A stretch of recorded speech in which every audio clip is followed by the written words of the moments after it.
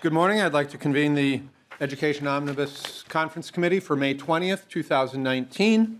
Good morning, Senator. Good morning. Welcome to everyone. We are on TV this morning, so it's a little early in my day for popcorn, but you know, the folks at home may be sitting and having a little popcorn. Welcome, Commissioner. Thank you. Thank you, Chair Davnie.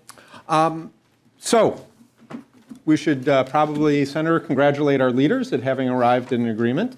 Better late than never, I guess, might be the theme. Yes, I'm thrilled that we've got a signed agreement. We know what's required in that global agreement, and then look forward to doing what's best for our students, focusing on students, funding what works. I think that's what we'll see in the budget that we put together in these last few hours. And it is the last few hours, but I'm hoping that we've deliberated and accepted a number of things. House provisions, Senate provisions, a large number, I think the majority similar or same items already, so we've got a good base of policy work there. Now there's just a couple of details to work out inside $540 million. Yes, and let me just say, I think the committee has done a nice job. We did work hard even before we had those targets, so we've gone through those technical sames, similars, took some House language, Senate language, sometimes melded it together, and by your count there were 40 accepted Senate provisions. I'm assuming there's also 40 accepted House provisions. We try to keep very balanced in that. So I think we've got a good start, and look forward to really, now that we have the funding targets, actually putting in those funds in the places that can best serve our kids. And you know, as you said, I think we share a emphasis on serving the students of Minnesota and setting them up for success going forward. And so that'll be, I think, our task today. Yes, let's get to it. All right. Commissioner, do you have any opening comments? Good morning, Chair Davnie, Chair Nelson. Thank you very much. Yes, I would like to actually thank both of you for bringing us to this point and the productive conference committee work leading into today. I also want to thank the governor, lieutenant governor, Senate Majority Leader, and Speaker of the House for their work to bring us to this point as well. I look forward to working today to build a budget for Minnesota students and working alongside everyone here. So thank you very much. Thank you, Commissioner. With that, there is a document 2019 up in the upper left-hand corner. It's a landscape-oriented document. Upper left-hand corner, 2019 Legislature E12 Education Committee. Upper right-hand corner, updated 5/20/2019, 7:57 a.m. This is the House's offer to the Senate. Let me walk through it. I will defer to the Commissioner when we get towards the bottom where the MDE provisions are, but it is set up in terms of articles in the bill. And let me just walk through these pieces right now. The formula increase that we all are already familiar with, that 2% formula increase next year and 2%, an additional 2% the year after. Let's see, if we're working down the lines, line 10, the early middle college program, this has turned out to be a powerful tool for a certain set of learners who are able to access middle college programs in our community colleges while completing high school and then moving beyond. We think it's powerful and has a great deal of potential, so we put a small amount of money there. Line 14, the pregnant and parenting pupil transportation. This is one of those two-generation approaches, because if you go back to the language for this provision, it requires not only that the school district be providing services for the pregnant or parenting teen mom, but also high-quality early childhood experiences and doing early childhood education with that mom. So we can really help both the mom and the babe, and they just need a little transportation aid to help make that happen. Of course, I think we all, moving on to Line 15, we all put a value on closing the opportunity gaps in Minnesota, and one of the opportunity gaps we have is access to high-quality pre-kindergarten opportunities. We place a high priority on continuing the 4,000 slots, the 4,000 opportunities for 4-year-olds that we have in the state. Line 21 is actually a priority of Representative Creech's, the GOP lead on the Education Finance Committee here in the House. Certificate incentive grants. You might recall, Senator, Saturday I brought in a Star Tribune story about Ms. Lopez from Truman, who was graduating from high school and had a 2-year RN degree from the local community college. This certificate incentive grant is some funds that are available to support students getting professional credentials. For some reason, the reference is always to welding. I'm not sure that this is about welding, but it's that idea. There's a significant shortage in welding. There absolutely is. So supporting students getting professional certificates so that they can walk out of high school. They've got a credential, they can walk into the workforce. Moving down to line 29, Representative Urdahl, of course, has made a bit of a point about civics. But we also need to support the teachers in moving forward on some of the policy language that we've passed. The civic education grants go to a coalition of groups who do excellent work both with young people and doing professional development for teachers. So we can put those together and move some of the numbers that I've heard a couple of times from Representative Urdahl.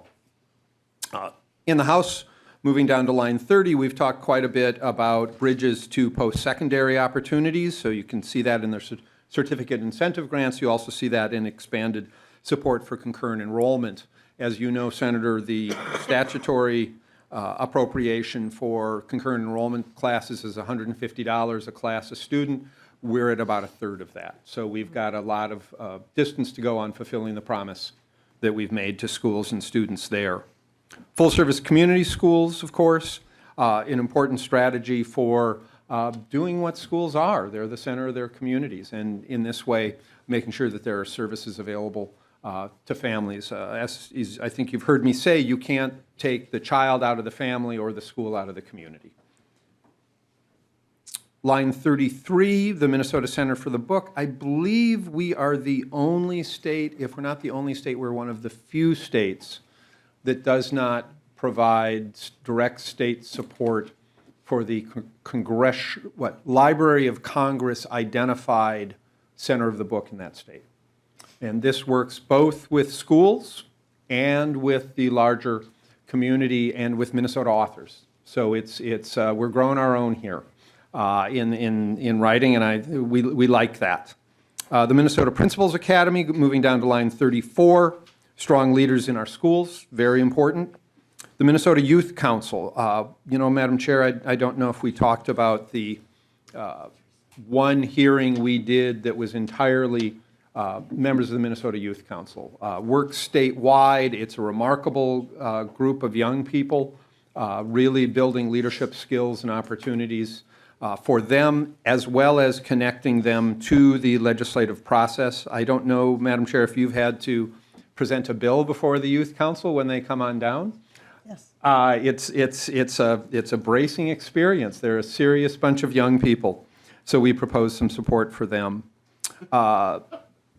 We look to eliminate off-grade testing, and there's actually a small savings there.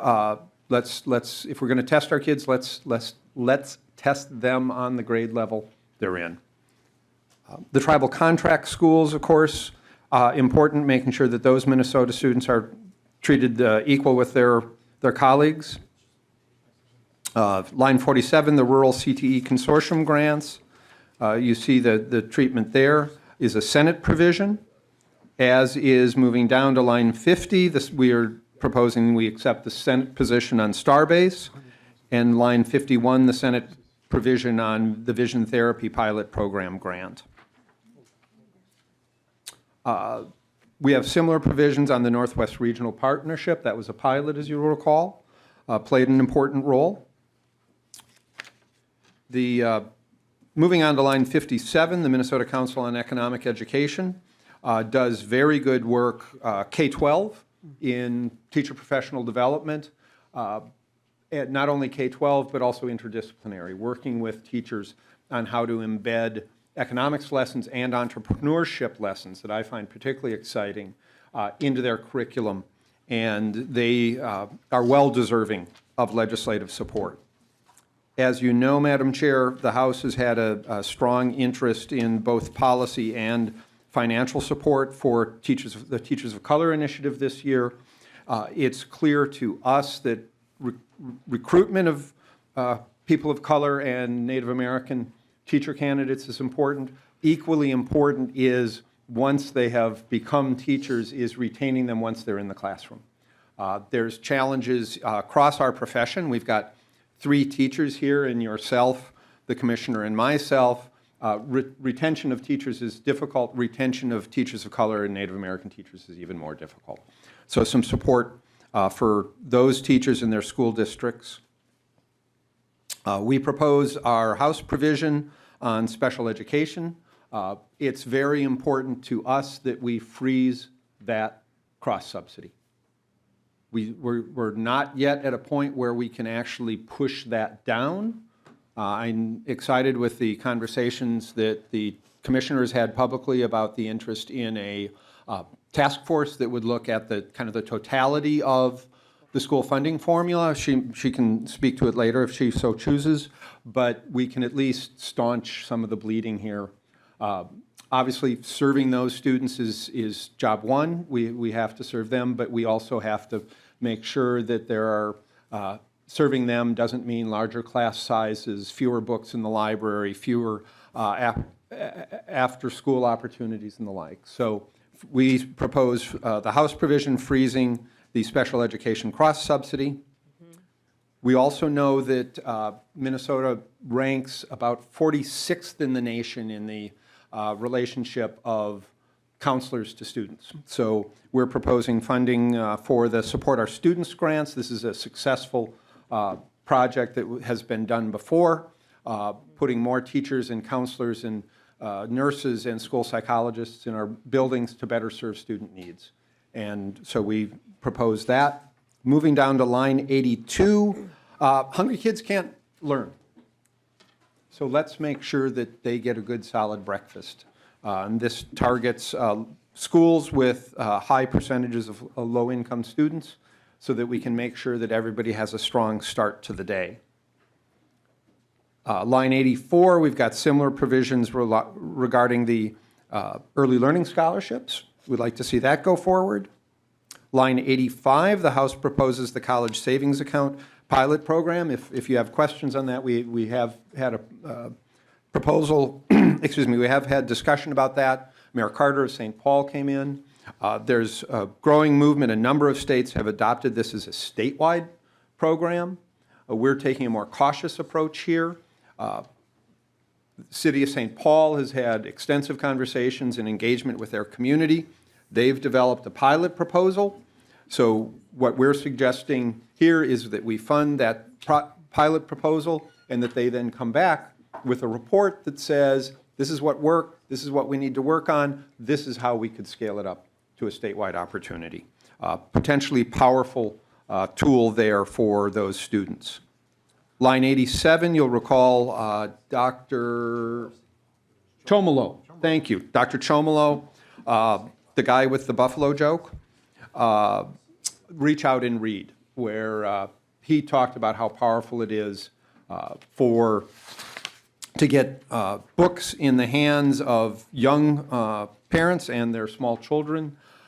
I think if we wait for the parents and the young children to show up at the schoolhouse door, we've waited too long.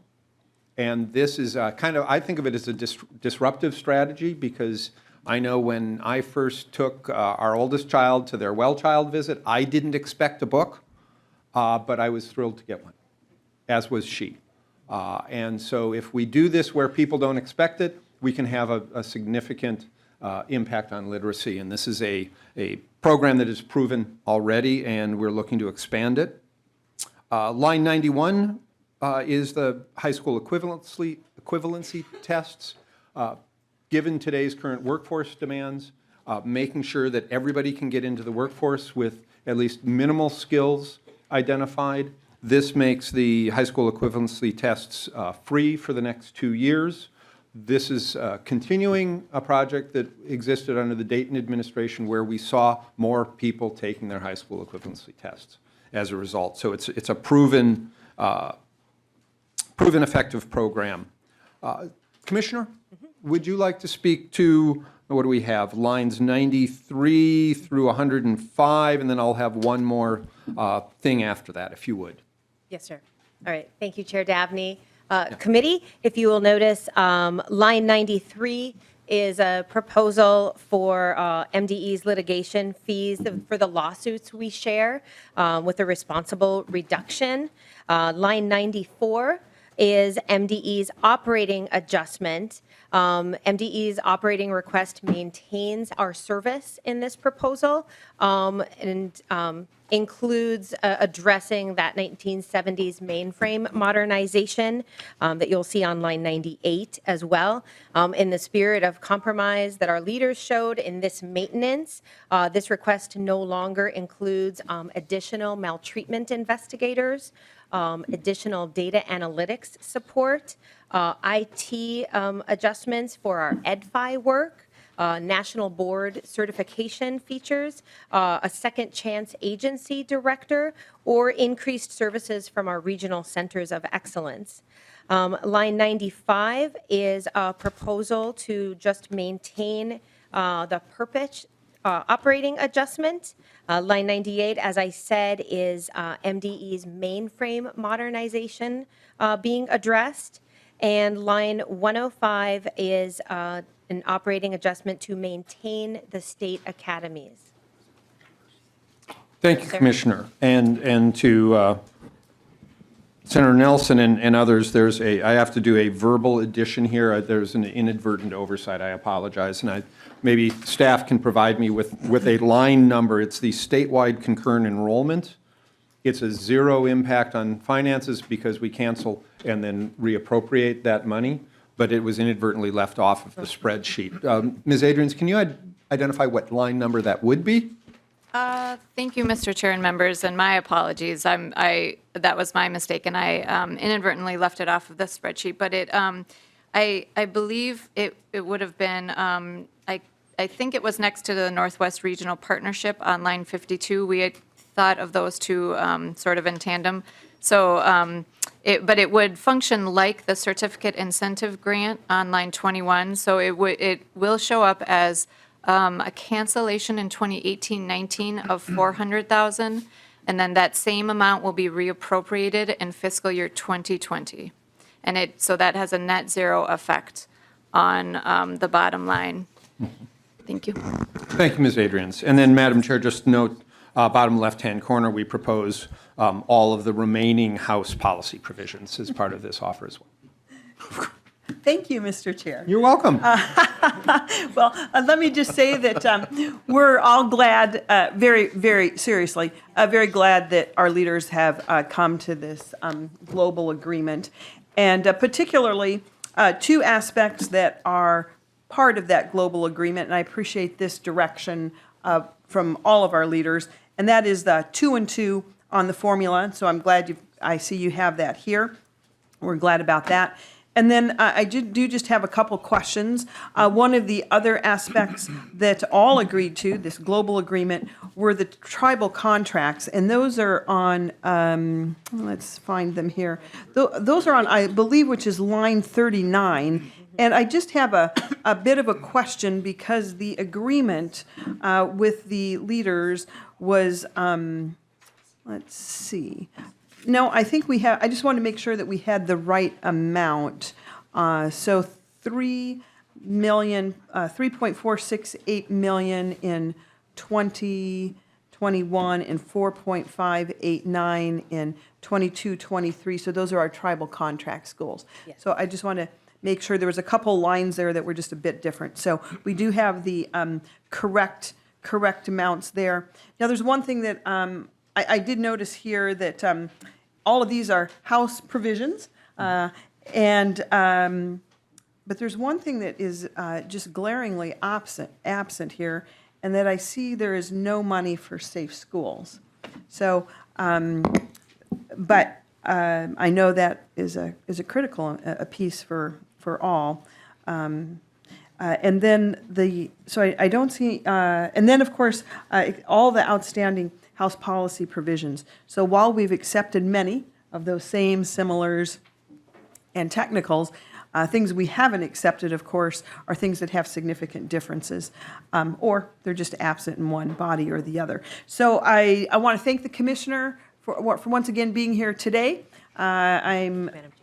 We'll need to recess to the call of the chair so we can take this proposal to the Senate conferees. As you said, it just came out at 7:57 this morning, so appreciate the run-through. Fortunately, we've had long, good discussions on all the items, I believe, in this proposal. I do want to just see if there's any other questions from senators before we recess. Senator Jasinski. Thank you, Mr. Chair. And I believe Senator Nelson commented in the beginning about we've kind of been the same 40 and 40 on both sides. And we get a spreadsheet here in front of us that if you count up the number of House provisions, the number of Senate provisions, and the number of similars, we have 21 of the House provisions with one that is a negative. We have 3 from the Senate that are all negative and 7 similars. That's your understanding, correct? I didn't do that math, but I'll accept that you did. Just seems a little unbalanced to me. Well, Senator Jasinski, I would remind you that we are coming down in our targets significantly more than the Senate is coming up. My observation over the years is everybody likes to spend money. The differences between the two parties is where we find that money. So the Senate has much more latitude in their expanded target than the House does in its decreased target. And Senator Nelson, I want to assure you that we do have money for safe schools. The full-service community schools, responding to the needs of students and families and communities, is part of our Safe Schools initiative. Also, the Support Our Students grants is part of our Safe Schools strategy. We are also pushing hard for money to be in the capital investment bill that's there's an agreement around as well.